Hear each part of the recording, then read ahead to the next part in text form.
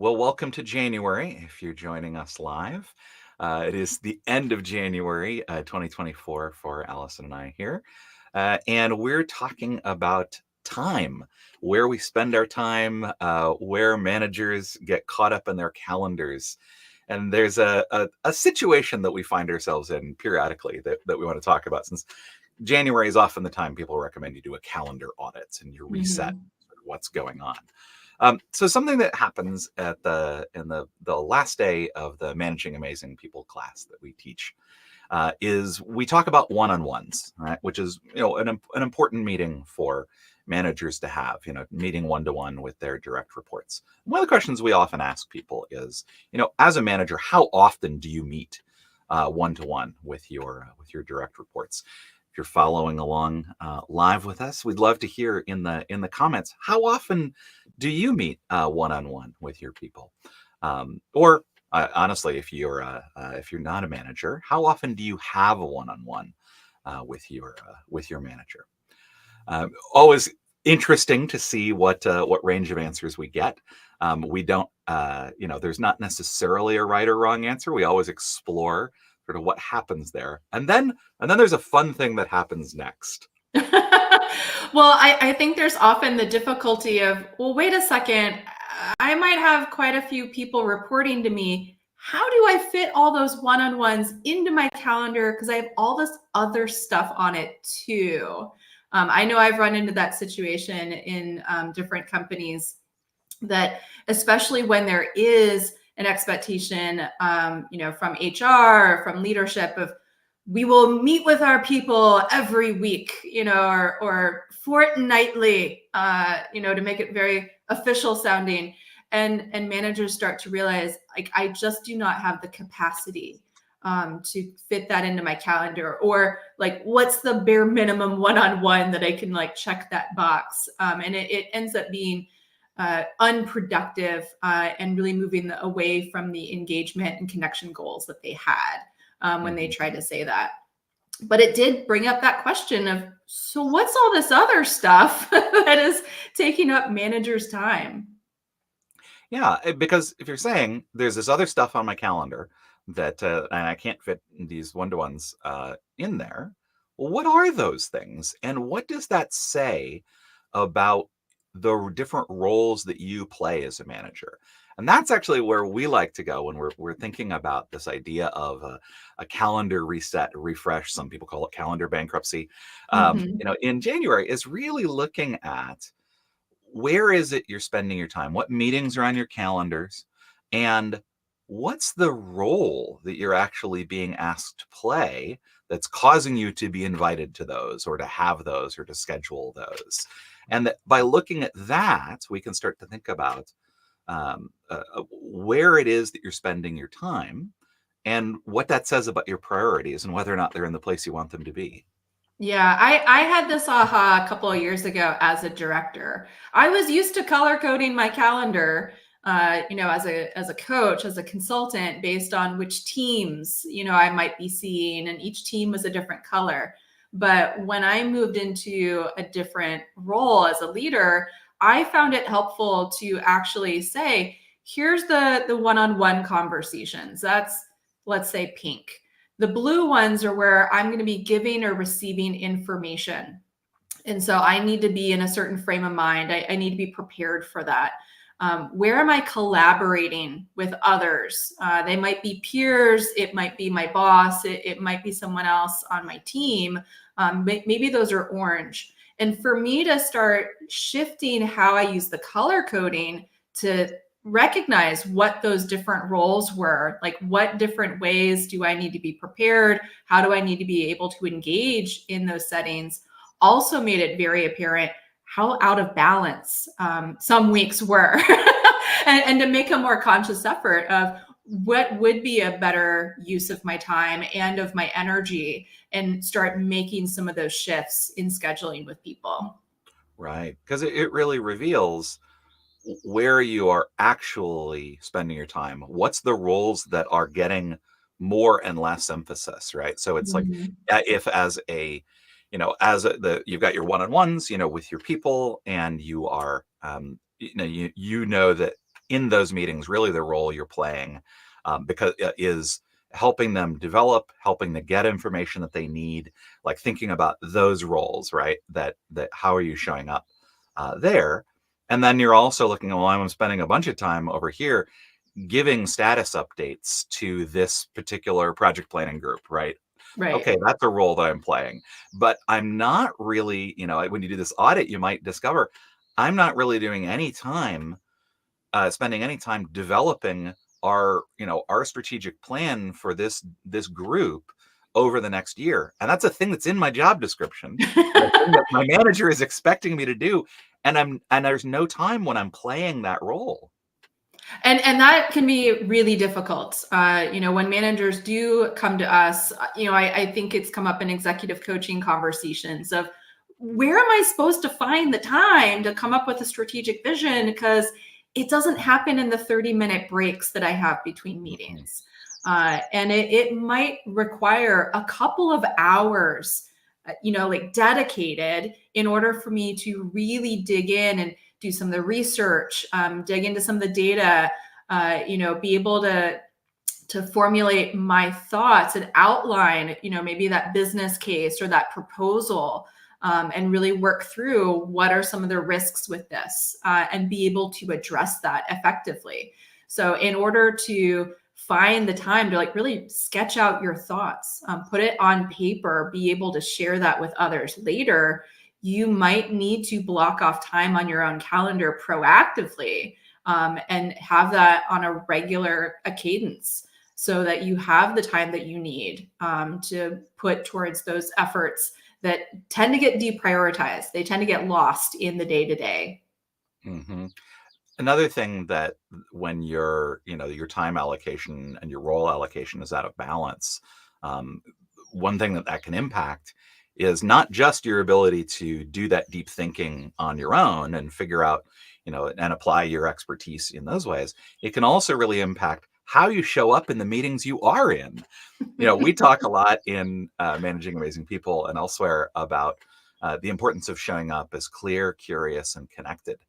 And if you don't even know what meeting you're going to or what role you're expected to play, which in the age of Zoom-based meetings is super common, right? It's like there's a thing on my calendar, I click on the link, and I don't even know what it is that I'm here to do. It's Yeah, you really didn't hard have to. to get up and move whatsoever. It was just, a couple clicks of your finger. And I remember early on, working from home, I felt like I was in such a blur by the end of the day, going from meeting to meeting to meeting. I was lucky to know my own name. Like Mhm, there was no way that I was really like clear on, so in this meeting, here's how I need to show up. Here's how I need to contribute. Like what kind of atmosphere is this? What is the work? Like, what are the results that we're trying to get out of our mhm, time together? That I would often feel it, and we would feel it, like, I think as groups, like the first couple minutes of a meeting was people starting to show up, and like we're all kind of like warming up to, so where are we now? And what is it that we're trying to do? That we didn't have enough of a clear agenda and some other structures in place to be able to support us, for the work that we needed to accomplish together. mhm. And some of this can sound, kind of basic, and it is fundamental in a lot of ways, but also it's this kind of fundamentals that I think get overlooked a lot. It's really easy when we're feeling the pressure to accept every meeting that shows up, on our not to ask, like, wait a minute, why do you need me in this meeting? What am I expected to contribute? What prep do I need to do ahead of time? I got Mhm. invited to a meeting recently where it was like, well, we need to discuss this thing. I was like, what questions are you going to have for me so that I can make sure I have answers for those questions? Because if we just show up and you ask these questions, I'm just going to stare back at you and go, I don't know, let me go do some figuring. Right, or that like the really hurried, like, let me see if I can pull that up right now. And Exactly, exactly. So these things are, they're fundamental, right? They are, which means that, the thing that professionals do is work on the fundamentals all the time, Mhm. because those are the foundations that we build our success off of. So obviously, what we're really suggesting here is first to start with just looking, at your calendar, at the stuff that you've got. At the end of January, you're probably getting some of those first recurring meetings of the Oh new yeah. year starting to show back up and go, okay, what is this? But doing this kind of audit, right, of saying like, okay, for each of these things, what role am I playing? What manager hat am I being asked to do here? Is this a place where I'm being asked to contribute ideas? Is this a place where I'm being asked to share what I'm seeing with my teams? Is this a Mhm. place where I'm being asked to engage in decision making? Like, what are those roles that you're being asked to play? See what kind of patterns start to lay out, and then start to look back and go, is that the right allocation? Like, am I are there any hats that I'm missing that I'm not wearing? Any roles Yeah. that I'm not playing? Am I overemphasizing certain things and underemphasizing others? Yeah. Well, and we started off, we mentioned one-on-ones, right?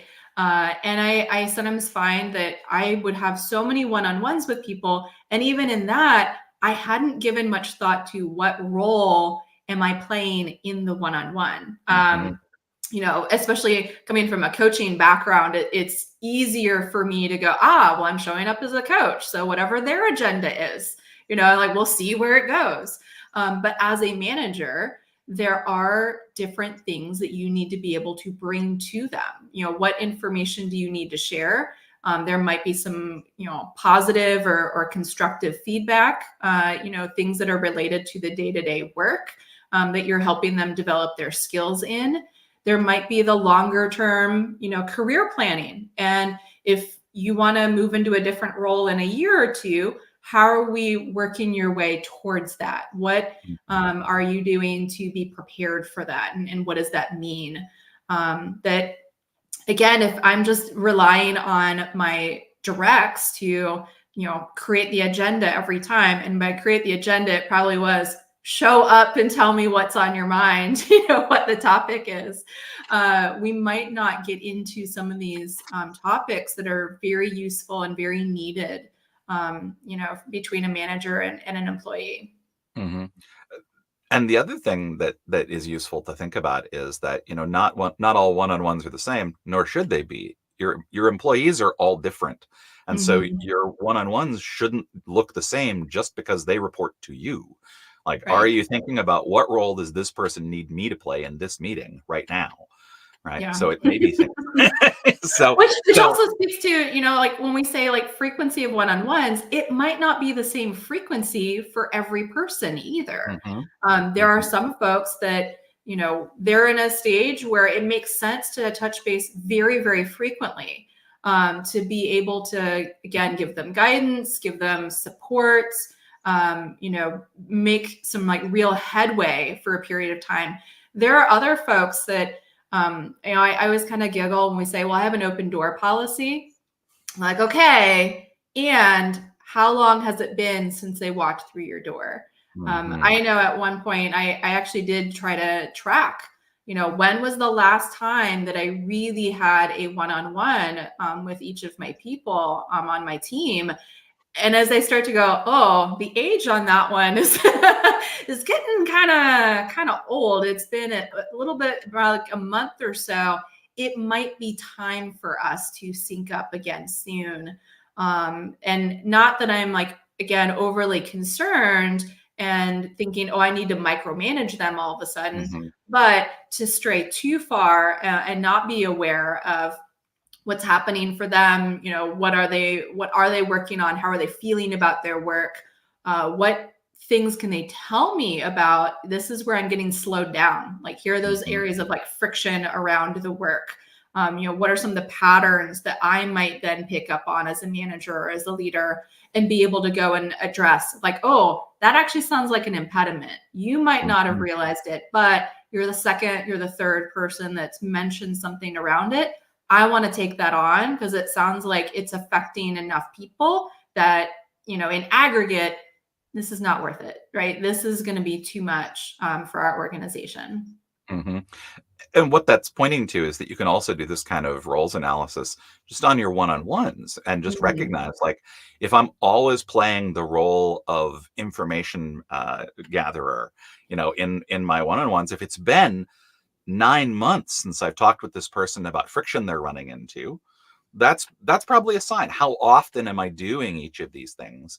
How and how can I make sure that I'm doing it at the appropriate frequency? Mhm. That we're having career conversations at the right frequency. That I'm providing feedback, both reinforcing and corrective, at a given frequency. That I'm Mhm. balancing that out. So being able to kind of do an audit there, and I love your idea of just the like, when did I meet with this person? When did I do each of these things with them? When was the last time? What's the aging on that? That's the sort Mhm. of thing. Of course, my brain goes to, well, you just have a little spreadsheet, but that's where my brain lives. But whatever works for you, right? That was my secret. I had a spreadsheet. for for some people, it's like I actually do a lot of stuff on paper, and it's like, and the Mhm. idea of color coding there of like, this is my log of one-on-ones with folks, and we had a career conversation. I gave some feedback, and we talked about what's upcoming strategy. Great, color, Mhm. color, color. There we go. So, but what we're really emphasizing here is that it's easy to fall into patterns. It's easy for sort of external, unconscious forces to take control and to cause us to end up playing different roles than we think we are, and Mhm. that we intend to. And that doing an audit like this can really allow you to be more intentional about what roles you're playing as a manager and where you're spending your time. Mhm. Doing that and truing that up periodically is really, really useful. 100%. Yeah. And if folks want to learn more about how to be clear, connected, curious, and some of the other things that we talk about in our Managing Amazing People class, you can visit helpingimprove.com/map. Find out more. We do have public dates coming up in May. We would love to have you join us May 6th through 9th for this class. Yeah. We're looking forward to it. We look forward to seeing what roles people play, what people's the answers to the question of how often do you meet one-on-one with you folks is, and always enjoy working with managers to help them take their game to the next level. Yes, this is the year of the manager. I Mhm. declare. Well, thanks for joining us today, everybody, whether live or listening to the recording, and we hope to see you again soon. All right.